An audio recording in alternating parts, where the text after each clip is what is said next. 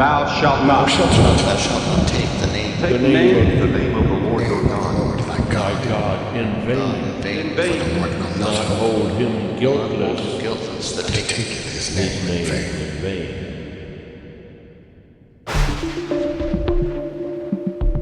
vain. I'm not a pastor or a theologian, I'm just a guy with access to the internet. So before you accept anything that I say, you should search the scriptures for yourself. Of course, you should also do this with anything your pastor says, but that's beside the point. My point is that I don't claim to have all the answers, but I do like to ask questions. The third commandment found in Exodus 20 says, "You shall not take the name of the Lord your God in vain." And much of Christianity interprets this to mean that you shouldn't say the name of the Lord in a blasphemous or disrespectful manner, like to use it as a swear word. But the commandment doesn't say you shall not say the name of the Lord your God disrespectfully. It says you shall not take the name of the Lord your God in vain. I've often wondered about this. Did they even have cuss words in Old Testament times the way we would think of them today? Why is it that in this case we accept the word take as meaning say? So I thought that I would look at the original Hebrew to try to understand this commandment better. Now again, I'm no expert. I don't speak Hebrew, or even Spanish for that matter. But we live in a time where the average person has access to tools for understanding the Bible that people in past generations never could have imagined. One tool that I've often found helpful is BibleHub.com. Now, I'm not affiliated with them, I don't know what their views are, but there you can find every verse of the Bible broken down into its original Hebrew or Greek words. And you can see the different definitions and translations of those words to get a better idea of how they were used. By doing this, I learned that in both Exodus 20 verse 7 and Deuteronomy 5 verse 11, the Hebrew word that we get take from is tisa, which comes from the root nasa. This word can be translated into English in a lot of different ways, but it usually translates to something like lift, carry, bear, or accept, or take in this instance.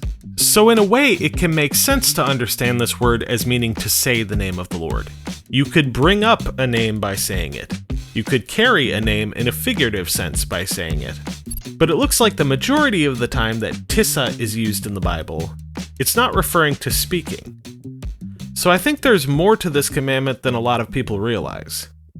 The other word in this commandment that I think we should look at more closely is the word translated as in vain. Lashav, from the root shav. This word is commonly associated with falsehood, lying, deceit, worthlessness, and vanity. So in vain seems like a reasonable translation here. And this one can also make sense in the context of the swear word understanding. If you say the name of the Lord in a flippant, disrespectful, or blasphemous manner, you are using his name in an unnecessary or worthless way. But again, I believe that there is more to it than this. There is another way that we can think of taking a name in vain.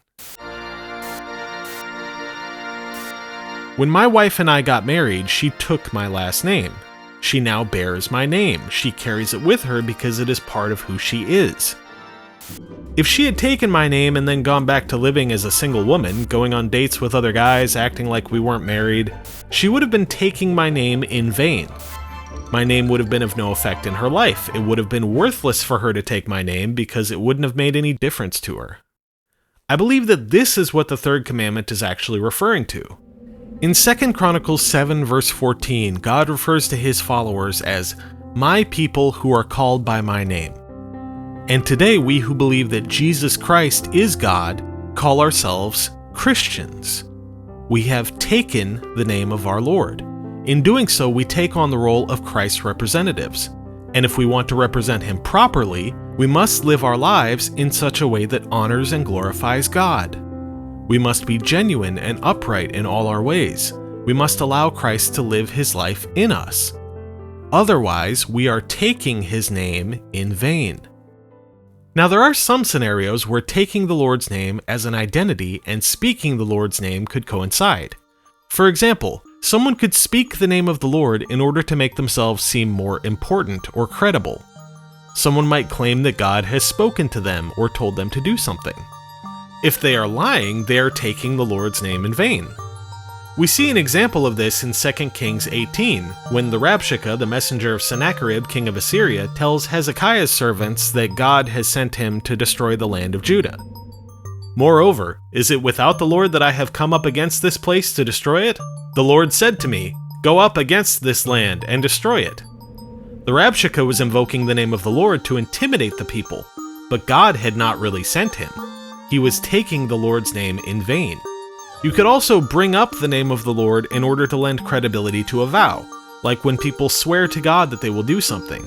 If you were to swear to God that you would do something that you didn't actually intend to do, this could be considered taking the Lord's name in vain. But my point is, if we call ourselves Christians and claim to be representatives of Christ but don't live by the principles that Christ has taught us, then we are misrepresenting him to the world and deceiving them about who God really is.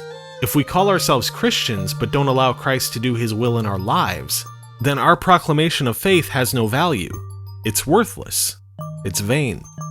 If we call ourselves Christians because we like the benefits that come along with being a Christian, respect, authority, the opportunity to go to heaven, but we don't actually have love for God or our fellow man, then we are using the name of God for our own selfish vanity. Falsehood, deceit, worthlessness, and vanity. This is what it means to take the name of the Lord our God in vain. Now, just in case you think that I'm saying it's okay to use the name of God as a swear word, I am not. I think that it should be obvious that we who call ourselves Christians should treat the name of our Lord with the utmost reverence and respect. But I do not think that this is the primary focus of the third commandment. I think that it can mean this, but it definitely means a whole lot more.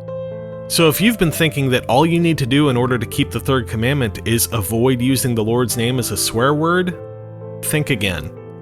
To live a life of Christ-centered love, honoring God and allowing him to transform and remake you into the person he created you to be, to me that sounds more important than just avoiding saying certain phrases. There is another point that could be made here about what makes the name of the Lord so important, but I think I'll save that for another time. For now, I'll just say this. If we truly want to be obeying the third commandment, I think that we need to make sure that we're obeying the commandments that Jesus said were most important. You shall love the Lord your God with all your heart, and with all your soul, and with all your mind. This is the great and first commandment, and the second is like it.